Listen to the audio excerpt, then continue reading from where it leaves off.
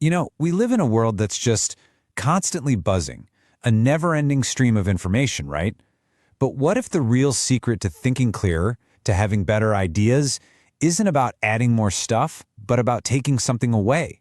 Today, we're going to dive into the hidden power of being alone. So let me ask you this. Does your brain ever feel just completely full? You know that feeling like you have way too many tabs open in your browser and everything's running slow and you can't really focus on any one thing? Yeah, if that sounds familiar, you are definitely not the only one. That's because we're living in an age of constant, relentless noise.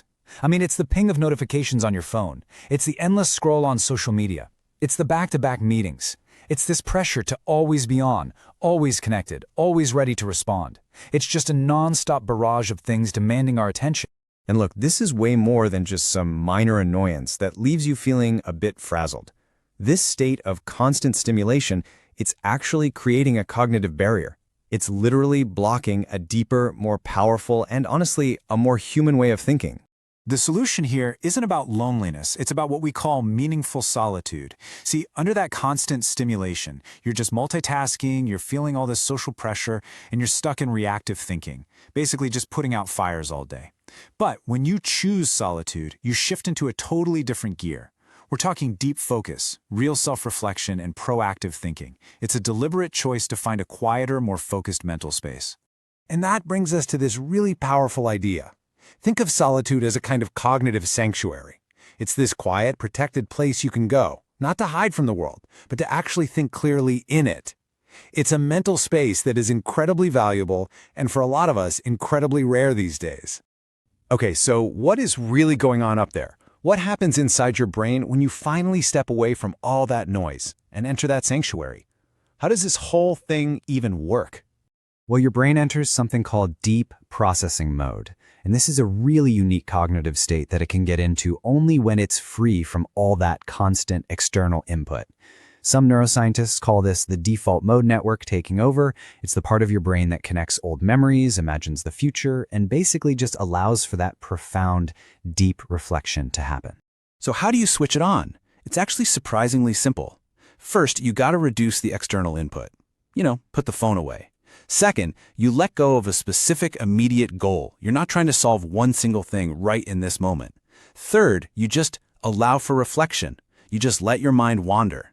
And when you do that, something amazing happens. Your brain just starts connecting all these different, unrelated ideas all on its own. And the difference is just stark. Look at this. In stimulation mode, your focus is fragmented and wide. You're just reacting to incoming data, and your output is these quick, surface-level answers. But in deep processing mode, your focus becomes sustained and deep. Your brain isn't just reacting anymore, it's integrating the data. And the output? Well, that's where the brand new insights come from. The result of all of this? You essentially unlock your cognitive superpowers. And these aren't some new abilities you have to learn from scratch. They're innate things we all have. They just get buried under all the noise of modern life. Solitude is the key to accessing them again. So what do you actually get out of this? Well, you gain enhanced creativity, because your brain is finally making those cool, novel connections. You get much clearer problem solving, because you can finally see the big picture. You develop a stronger sense of self-awareness. You actually have the space to check in with yourself. And of course, you get simple mental restoration. It's like a deep clean for your mind. And this is absolutely crucial to understand. Your brain has only one mode for this kind of work.